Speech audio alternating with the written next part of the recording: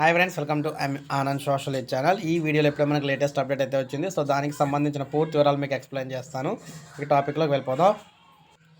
వంట నూనెల మంట, యుద్ధంతో దిగుబడులపై ప్రభావం, రోజు రోజుకు పెరుగుతున్న ధరలు, దేశంలో వంట నూనెల ఉత్పత్తికి ఇక్కడ కారణమైన ప్రోత్సాహం అంటే కరువైన అనమాట.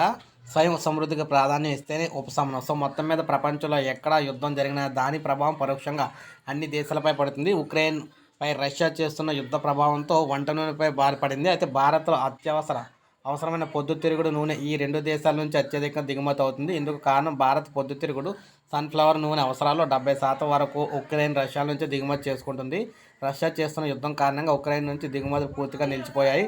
యుద్ధం ప్రారంభమైన 2 వారాల్లో మరో సరఫరా దేశమైన అర్జెంటీనా కూడా నుంచి సన్ఫ్లవర్ నుంచి ఆయిల్ దిగుమతులు గుదిబండగా మారినాయి అనమాట. ఈ నేపథ్యంలో చూసుకున్నట్లయితే భారీగా పెరిగిపోతున్నాయి. సో ఒకప్పుడు సన్ఫ్లవర్ లీటర్ 130 రూపాయలు ఉండగా ఇప్పుడే 200 దాటేసింది. దీంతో సామాన్య కుటుంబాలు అల్లాడుతున్నాయి.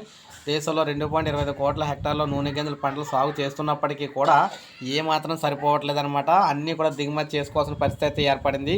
రానున్న రోజుల్లో మరింతగా పెరిగే అవకాశం ఉంది. ఎందుకంటే యుద్ధం అనేది ఎక్కడ కూడా క్లోజ్ అవ్వలేదు కాబట్టి, శాంతి చర్చలు అయితే జరగలేదు కాబట్టి అలాగా కేజీ 300 వరకు కూడా వెళ్ళే అవకాశం అయితే ఉందని చెప్పేసి చెప్తున్నారన్నమాట ఈ ఆయిల్.